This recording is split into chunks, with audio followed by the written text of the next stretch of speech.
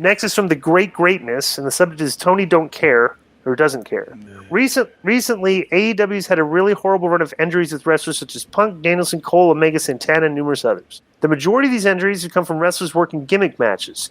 So to show that he's completely unaware of the real world, Tony continues to book wrestlers into gimmick matches. Konnan and Disco, how do you think this will affect the AEW locker room? Tony Khan has never taken a bump, not in the ring anyway, I've heard stories, in his life, yet he's having the wrestlers get hurt for real simply because he needs gimmick matches to pop a rating. Is this the kind of stuff that could really lower backstage locker room morale? Not that Sean Ross Sapp would ever report it. That guy keeps a flask of Tony Khan's on him for a sip at all times. You know what? I've got an interesting story that a little birdie told me about Tony Khan and Sean Ross Sapp. A bunch of people that have these guys, phone numbers. Maybe you can look this up.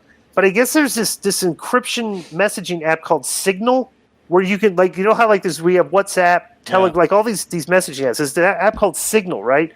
Supposedly they joined Signal at like the same time, like Tony and Sean Ross Sapp did. So I wonder if they have like a line of communication like those two, because Sapp is, I mean, he's even worse than Meltzer. He's like a completely pro AEW guy. But they're not trading government secrets. It's just wrestling. Why do they have to join a special app? I don't know. I'm just telling you a story that was relayed to me, and they might not even be related. I'm just saying, but just that these two guys. Well, first of all, too, bro, Tony Khan is not making those guys do any of those spots. No, not at all.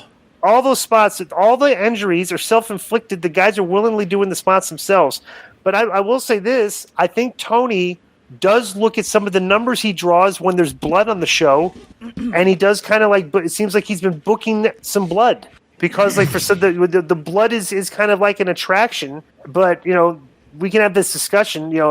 It might draw you numbers, but overall, is that going to turn off potential like TV deals and stuff? Well, what's the big match announced? What is it? Chris Jericho and Eddie Kingston in a barbed wire death match. Oh, is Chris really? He's doing a barbed wire death match with this guy? Yep. What do you think about that, Konnan? What do you think about Jericho bleeding a lot these days?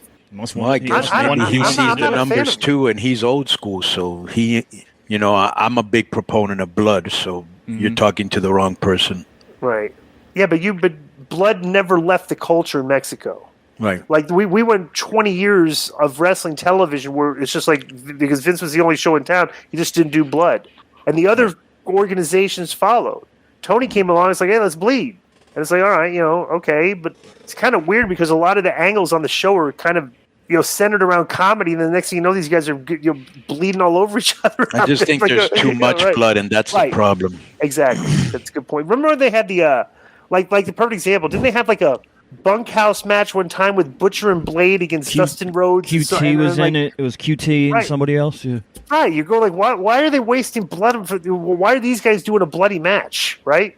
It's like, yeah, you're right. It is overdone. What's interesting when you think about the hypocrisy of the internet fans is that when Hogan and Bischoff came into TNA and they brought blood and chair shots back, everyone was like, oh, it's archaic. These guys, this is disgusting. What are they doing?